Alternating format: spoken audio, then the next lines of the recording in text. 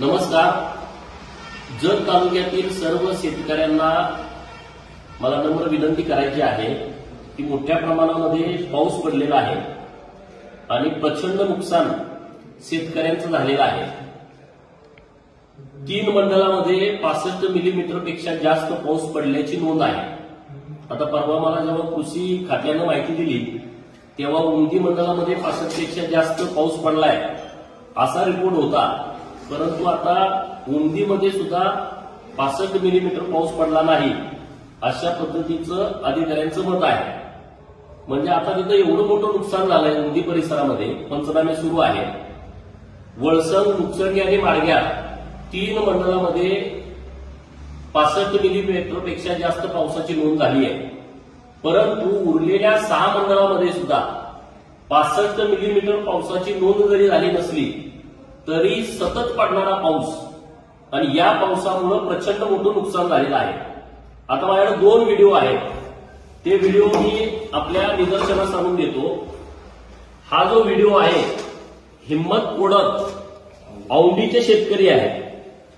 आता तिथं 65 मिलीमीटर पाऊस पडला नाही परंतु शेतामध्ये पूर्ण पाणी आहे. म्हणजे ते पीक पूर्णपणे वाया गेलंय.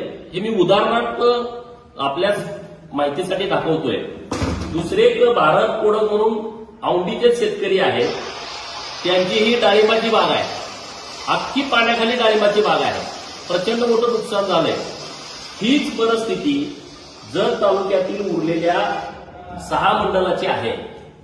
आणि म्हणून माननीय राज्याचे मुख्यमंत्री महोदय यांना मी आज विनंती केलेली आहे की जत तालुक्यातील राहिलेल्या 6 मंडळामध्ये सुद्धा पंचनामे झाले पाहिजे. शेतकऱ्यांचं प्रचंड मोठं नुकसान झालेलं आहे. आणि विशेष बाब म्हणून माननीय जिल्हाधिकारी सांगली यांना आदेश व्हावेत की जत तालुका असेल किंवा अन्य सांगली जिल्ह्यातील तालुके असतील की ज्यांच्याकडे पाऊस पडलाय परंतु तो 65 मिलीमीटर पेक्षा जास्त पडला नाही. आता औंढीपासून सेगाव इथं पाऊस कमी आहे थोडाफार, परंतु तिथं 65 मिलीमीटरची नोंद नाही. पर्जन्यमापक यंत्र हे सेगाव आहे. आता खैरावची परिस्थिती मी परवा सांगितली. खैरावपासून जवळपास 22 किलोमीटरवरती सेगाव आहे आणि तिकडं मंगळवेढा तालुक्यातलं भोसे मंडल हे 12 किलोमीटर आहे आणि भोस्यामध्ये 65 मिलीमीटर पेक्षा जास्त पावसाची नोंद झाली आहे. उंदीमध्ये ही परिस्थिती आहे. पण उंदीच्या बाजूला मंगळवेढा तालुक्यातलं हुलजती मंडल आहे आणि तिथं 65 मिलीमीटर पेक्षा जास्त पाऊस आहे. अशी संपूर्ण जत तालुक्याची परिस्थिती झालेली आहे.